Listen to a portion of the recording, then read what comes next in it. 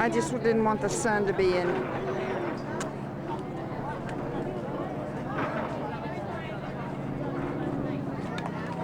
Get down as close as you can.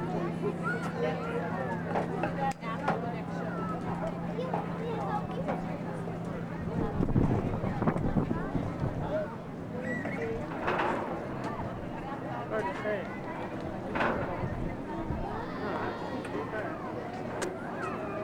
This camera sucks.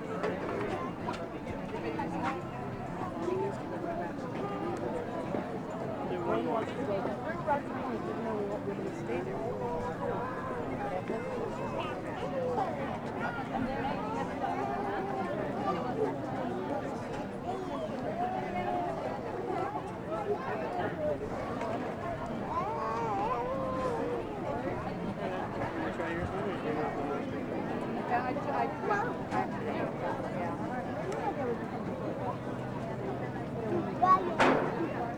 Let's go, Bug. D, get off the grill. Let's go.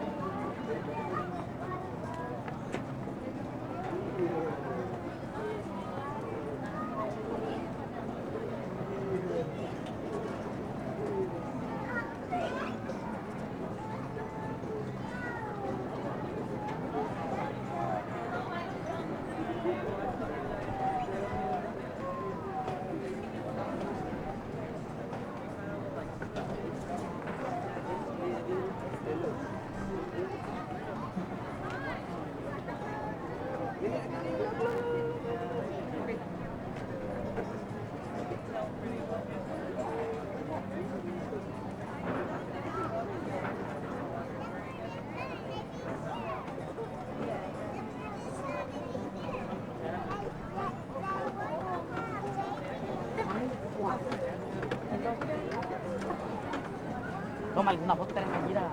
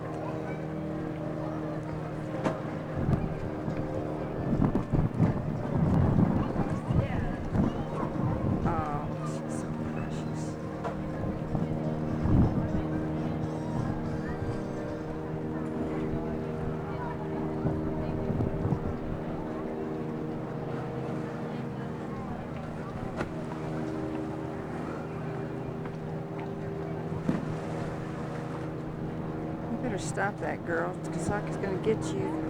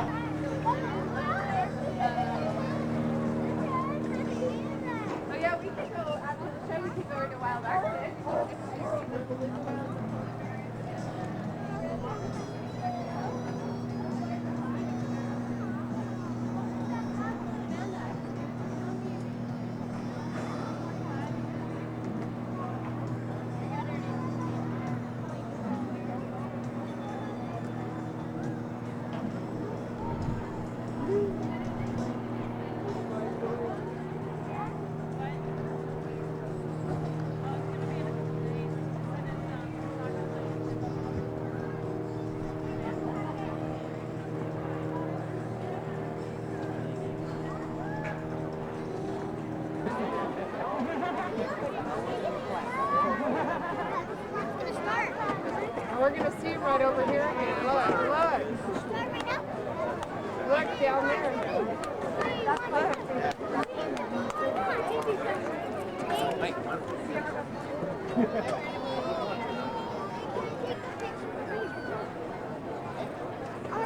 Oh, look at the other one saying hi.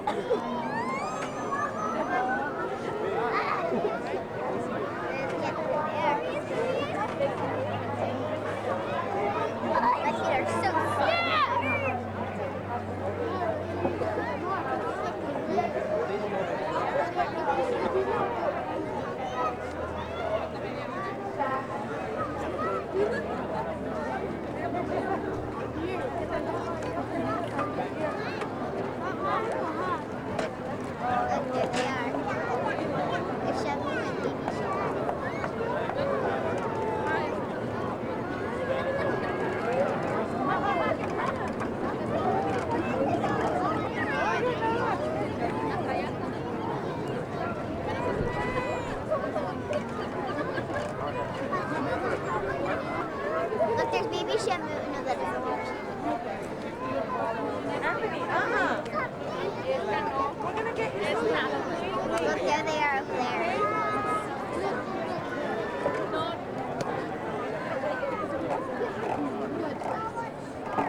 Mama, it's just hurry.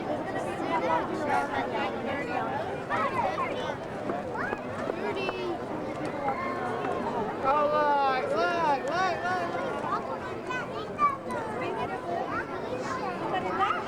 They're holding hands. They're holding fingers, huh? She's teaching baby. You guys want Coke? Dude, what's that?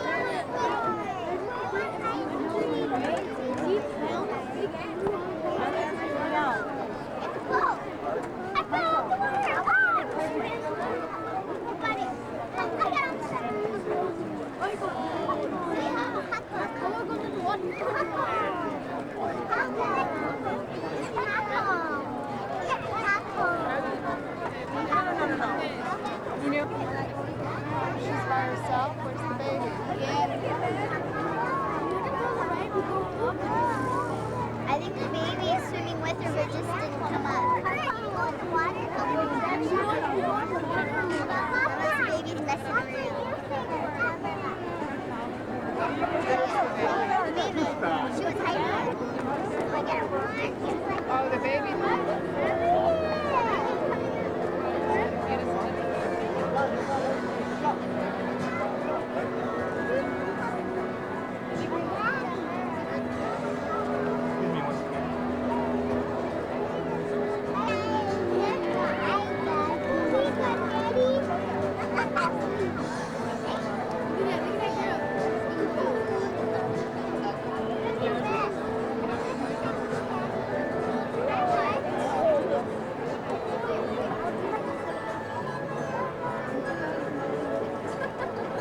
Excuse me, somebody there?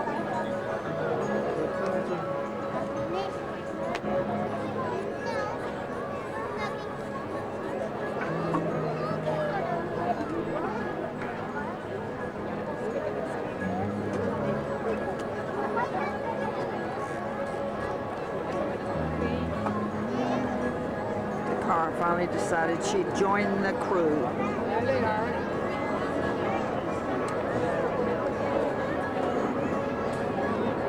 This glass. Something else. There's Takara.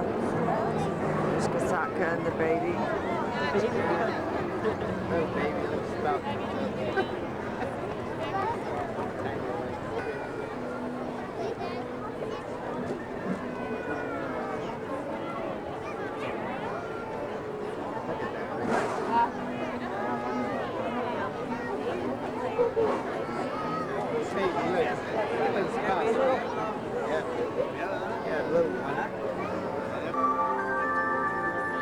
It's almost a year before they're in the water together. The grace and beauty of their relationship is made possible only by the trust and respect that must come first.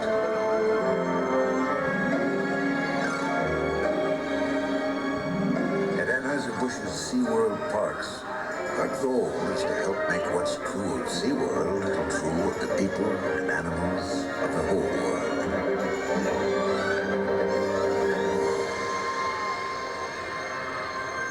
Every year we bring more than 10 million visitors a little closer to our dream. At Anheuser-Busch, that's our pledge and our promise. Well, good evening, everybody, and welcome to Shamu Stadium, home of Shamu and our newest rival, Baby Shamu.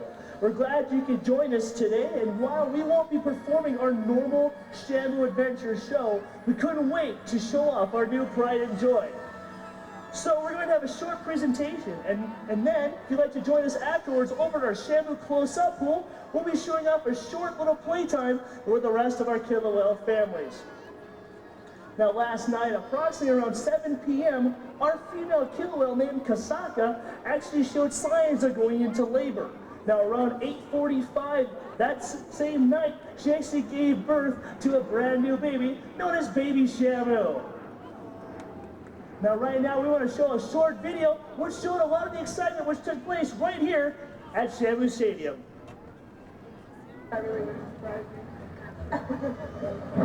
Show it, Mama, show it. I'm anxious for her to know. Look at now, there's some hanging out down there. Look at that. It looked like the ventral side of the blue.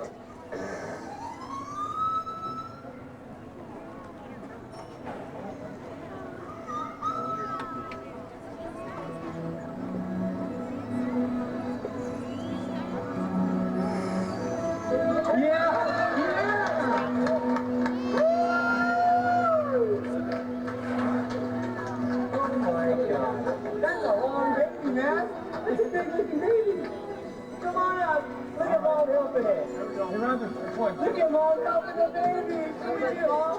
Woo!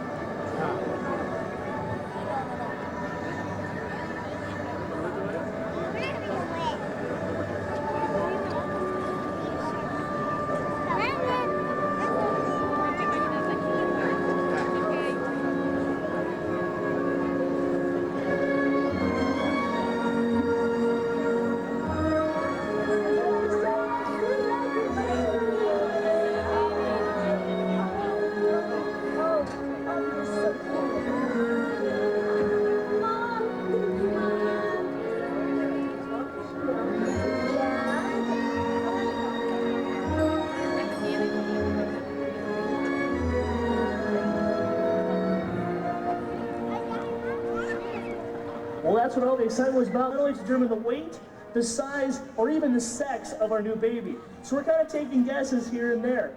Now at birth, it's about averaging that calves will be anywhere from 4 to 6 feet long and weigh anywhere from 300 to 350 pounds at birth. The gestation period of a female killer whale is anywhere from 17 to 18 months. So trying to peg that exact due date is kind of very difficult at times.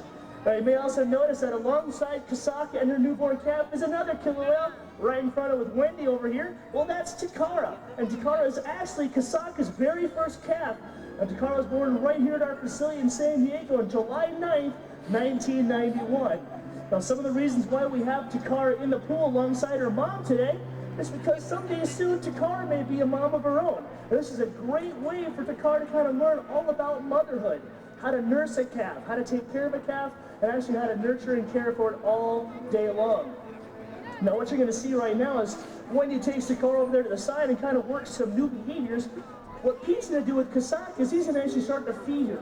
Now what we do when we feed our new moms is we don't want to have them come and stop alongside stage. We're actually going to let Kasatka stay with her calf. As the calf swims out of the pool, Kasatka will do what's called a drive-by, or kind of like a fly-by feeding. And Pete's going to hold out some fish.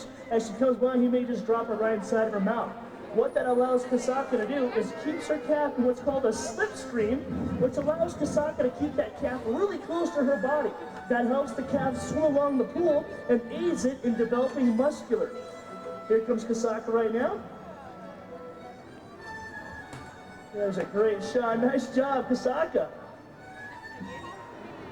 Now what that strip slimming does, as I mentioned before, it keeps that calf very close to Kasatka, because when calves are first born, they don't have the muscular development, of course, as the adults do. So what that strip slimming does is allows them to build up that muscular tone, because she just glides right alongside Kasatka there, which helps her along.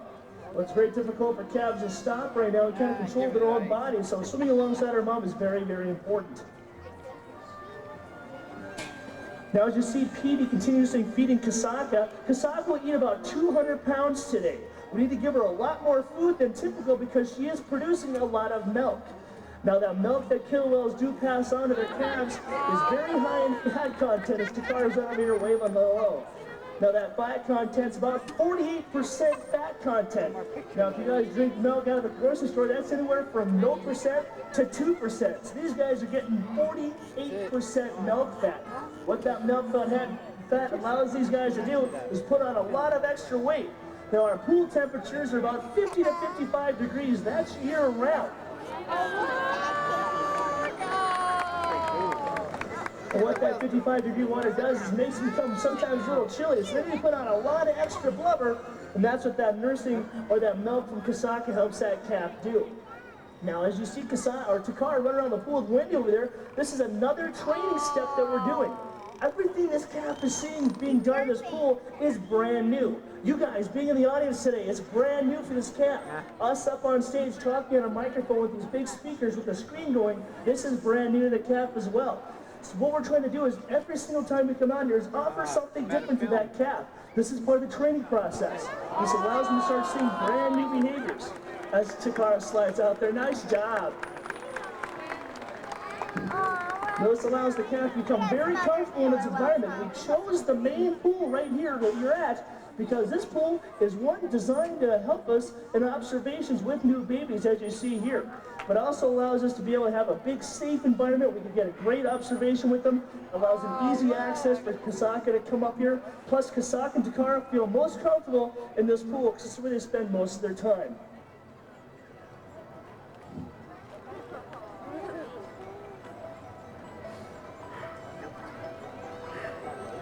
Now there are many number of things we're looking for right after the birth has taken place. The baby's first breath, the bond between mother and baby, and within hours nursing should begin. As the days, weeks, and months go by, there are a number of milestones that mother and baby will reach. SeaWorld has learned a lot over these years because of our successful breeding program. Let's take a look from our video from our very first killer whale baby born in 1985, and you'll see all the things that we have to look forward to with our own baby Shamu. It's waving. Oh, look at he did a trick in the water. When he was small. I don't even know what's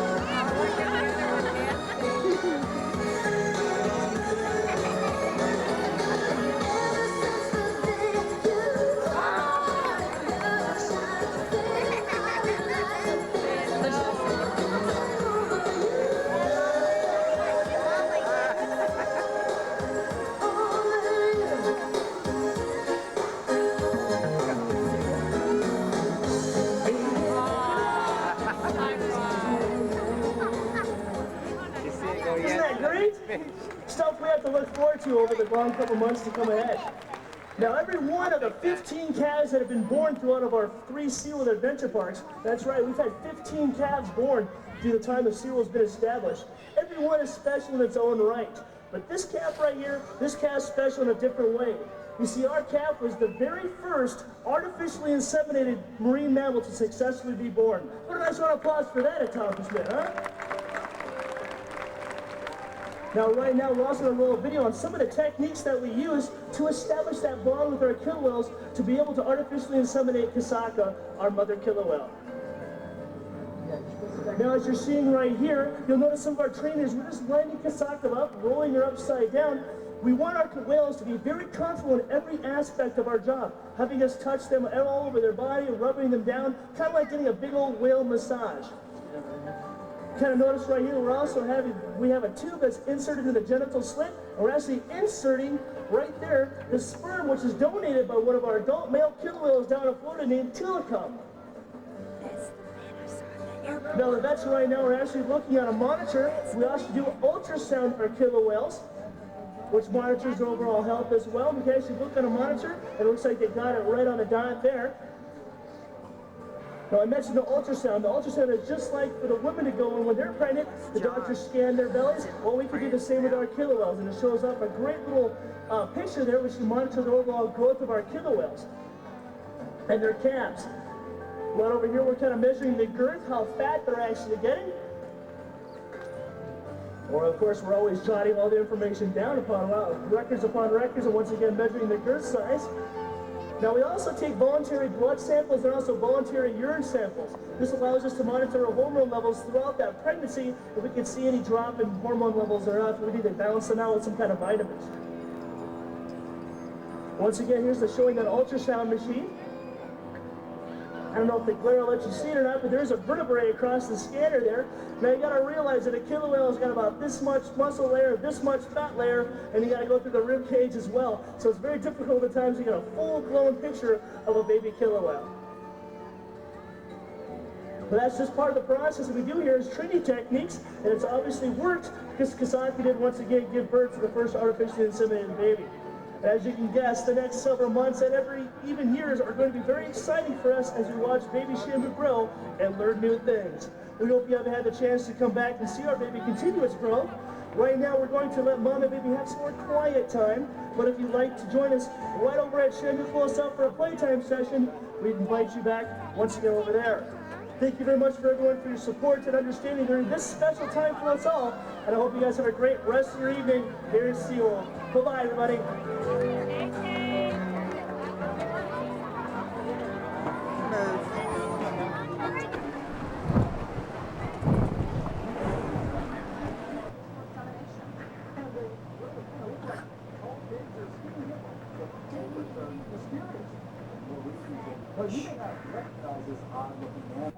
However, the newborn was doing so well that it made its debut to the public on Sunday. You gotta go see it. SeaWorld staff don't know how much the baby weighs or whether it is male or female. Kimberly King is keeping an eye on their holiday traffic at the malls and at beaches. She's up next. Says tapers are strong and agile, and they're fast runners.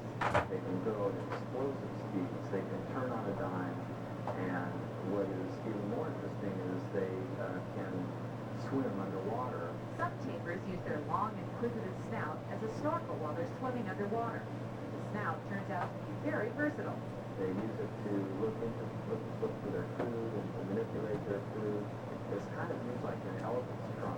One species of tapir lives in Malaysia. The other three can be found in Central and South America. All four are threatened with extinction because they're losing their habitat to development, and they're hunted for food. Tapirs in the wild are fairly secretive. They prefer to avoid danger. When they do attack, they bite. They have very formidable teeth. They can do a lot of damage to whatever they bite. San Diego Zoo curator Carmine Penny says all tapir babies look like this. The polka dot coloring is for camouflage. Researchers who are tracking tapirs in the wild are learning more than ever before about their biology and behavior, and that's important information to the tapir's survival. used by the decision makers to decide how big a national park should be, what type of habitat is important for tapirs to have in order to survive. Scientists are discovering that the tapir is a fascinating animal that's full of surprises. Their hope is to protect and preserve them. Not an easy task in many of the developing countries where they live. With the Endangered Species Report, this is Jody Hamlin. So the Shamu Show, SeaWorld, put on hold today. That's so visitors and SeaWorld staff can get an up-close look at the park's newest addition. The first killer whale ever to be conceived through artificial insemination was born just before 9 last night. This was the first such attempt on a marine mammal anywhere in the world. After about 12 years of research, we got to a point we felt like we were confident that we could try the killer whale, and our first attempt was Kasatka, and it was successful. It was successful, all right, though killer whales are not endangered. Techniques used for the procedure could help other marine mammals who are. The as-yet-named youngster weighed in at about 300 pounds. Wow, and do you remember they thought that Kasatka was supposed to give birth last week, so it's a little overdue, but... But it's there. Yeah, congratulations. Yeah. North Park is still soggy tonight from a huge water main break.